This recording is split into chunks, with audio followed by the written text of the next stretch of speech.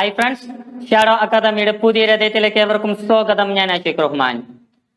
അപ്പോൾ നമ്മൾ 5ാം ക്ലാസ്സിലെ ബേസിക് സയൻസിലെ ആദ്യത്തെ 3 ചാപ്റ്ററുകൾ നോക്കിക്കഴിഞ്ഞു. ഇന്ന് 4ാമത്തെ പാഠഭാഗമായ വിത്തിനുള്ളിലെ ജീവൻ അഥവാ ലൈഫ് വിത്തിൻ ദ സീഡ്സ് ആണ് നമ്മൾ നോക്കാനായിട്ട് പോകുന്നത്. നമ്മൾ ആദ്യത്തെ പാഠഭാഗത്തിൽ കണ്ടിരുന്നു അല്ലെ, സസ്യങ്ങളെ കുറിച്ചിട്ടും പ്രകാശ സംശ്ലേഷണത്തിനെ കുറിച്ചുമെല്ലാം നമ്മൾ നോക്കി. ഈ സസ്യം ഉണ്ടാവുന്നത് എങ്ങനെയാണ്? നമുക്കെല്ലാവർക്കും അറിയാം, വിത്തിൽ നിന്നാണ് ഒരു സസ്യം ഉണ്ടാകുന്നത് എന്ന്, അതിലാർക്കും തർക്കമില്ല.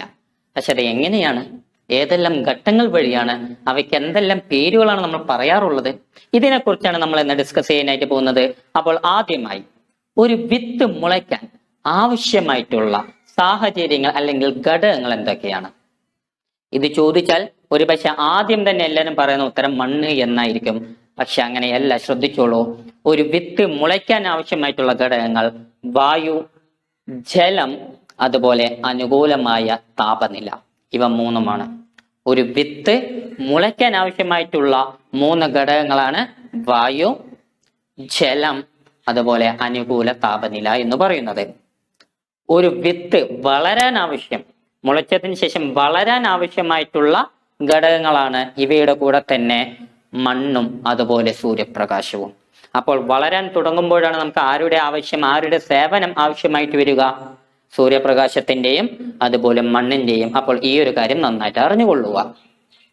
ഇനി വിത്ത് മുളയ്ക്കുന്നു അല്ലെ, ഒരു വിത്ത് മുളച്ച് അതിലെ ഭ്രൂണം തൈച്ചെടിയായി മാറുന്ന ആ ഒരു പ്രക്രിയയാണ് വിത്ത് മുളയ്ക്കൽ അഥവാ ബീജാങ്കുരണം, ജെർമിനേഷൻ ഓഫ് സീഡ്സ്.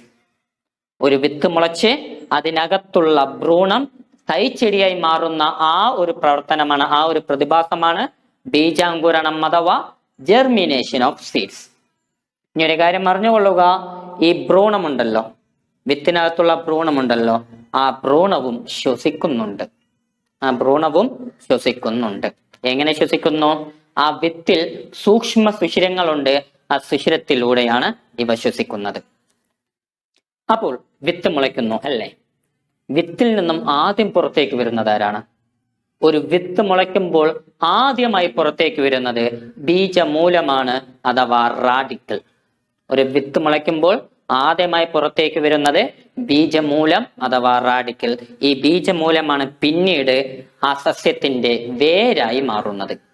അപ്പോൾ വേര് വരുന്നത് എവിടെ നിന്നാണെന്ന് ചോദിച്ചാൽ ബീജമൂലത്തിൽ നിന്നും. ഇതൊരിക്കലും മറക്കരുത്.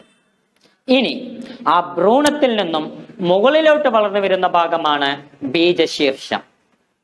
ഭ്രൂണത്തിൽ നിന്നും മുകളിലോട്ട് വളർന്നു വരുന്ന ഭാഗമാണ് ബീജശീർഷം അഥവാ പ്ലുമോൾ. ഈ ബീജശീർഷമാണ് പിന്നീട് ആ സസ്യത്തിന്റെ കാണ്ഡമായി മാറുന്നത്. ബീജശീർഷമാണ് പിന്നീട് കാണ്ഡമായി മാറുന്നത്. ഇനി നമുക്ക് എല്ലാവർക്കും അറിയുന്ന ഒരു കാര്യമാണ്, സസ്യം ആഹാരം പാകം ചെയ്യുന്നത് എവിടെ വെച്ചാണ്? ഇലകളിൽ വെച്ച് തന്നെയാണ്. പക്ഷേ ഈ മുളച്ചു തുടങ്ങുന്ന സസ്യത്തിൽ ഇലയില്ലല്ലോ. അപ്പോൾ അവർക്ക് ആഹാരം ലഭിക്കുന്നത് എവിടെ നിന്നാണെന്ന് ചോദിച്ചാൽ ബീജപത്രത്തിൽ നിന്നാണ്. ഇലയുണ്ടായി ആ ഇലയിൽ ആഹാരം പാകം ചെയ്യുന്നത് വരെയും ഈ സസ്യത്തിന് ഭക്ഷണം ലഭിക്കുന്നത് ആ ബീജപത്രത്തിൽ നിന്നുമാണ്. നമ്മൾ ഇത്രയും കാര്യങ്ങൾ ക്ലിയർ ആയല്ലോ. എങ്കിൽ നമുക്ക് എന്താണ് കായിക പ്രജനനം എന്ന് നോക്കാം. ഒരു സസ്യത്തിന്റെ കായിക ഭാഗങ്ങളായിട്ടുള്ള വേര്, ഇല, തണ്ട്, ഇവയിൽ നിന്നെല്ലാം പുതിയ സസ്യം രൂപപ്പെടുന്ന, പുതിയ സസ്യം ഉണ്ടാകുന്ന ആ ഒരു പ്രവർത്തനം, ആ ഒരു പ്രതിഭാസമാണ് കായിക പ്രജനനം അഥവാ വെജിറ്റേറ്റീവ് പ്രൊപ്പഗേഷൻ. സസ്യത്തിന്റെ കായിക ഭാഗങ്ങളായിട്ടുള്ള ഇല, തണ്ട്, വേര് എന്നിവയിൽ നിന്നും പുതിയ സസ്യം രൂപപ്പെടുന്നതാണ് കായിക പ്രജനനം അഥവാ വെജിറ്റേറ്റീവ് പ്രൊപ്പഗേഷൻ എന്ന് പറയുന്നത്. എല്ലാ സസ്യങ്ങളിലും വിത്തിൽ നിന്നാണോ പുതിയ തൈകൾ രൂപപ്പെടുന്നത് എന്ന് നോക്കിയാൽ അങ്ങനെയല്ല. ചില സസ്യങ്ങളിൽ വിത്തിൽ നിന്ന് തൈകൾ രൂപപ്പെടുമ്പോൾ മറ്റു ചിലവയിൽ തണ്ടിൽ നിന്നായിരിക്കും പുതിയ തൈകൾ രൂപപ്പെടുന്നത്. ചിലതിലാവട്ടെ ഇലയിൽ നിന്നായിരിക്കും, മറ്റു ചിലതിലോ വേരിൽ നിന്നായിരിക്കും പുതിയ തൈകൾ രൂപപ്പെടുക. ഉദാഹരണത്തിന്, വിത്തിൽ നിന്നും പുതിയ തൈകൾ രൂപപ്പെടുന്ന സസ്യങ്ങളാണ് മല്ലി, നെല്ല്, മാവ്, കാശിത്തുമ്പ, വഴുതന, അതുപോലെ തന്നെ തെങ്ങ്. തണ്ടിൽ നിന്നും പുതിയ തൈകൾ രൂപപ്പെടുന്ന സസ്യങ്ങൾക്ക് ഉദാഹരണമാണ് നന്ദ്യാർവട്ടം, മധുരക്കിഴങ്ങ്, മുല്ല, ചെമ്പരത്തി, മരച്ചീനി, കുരുമുളക് എന്നിവയെല്ലാം. ഇലയിൽ നിന്നും പുതിയ തൈകൾ രൂപപ്പെടുന്നതിന് ഉദാഹരണം നോക്കുകയാണെങ്കിൽ ഇലമുളച്ചി, നിശാഗന്ധി, ബിഗോണിയ.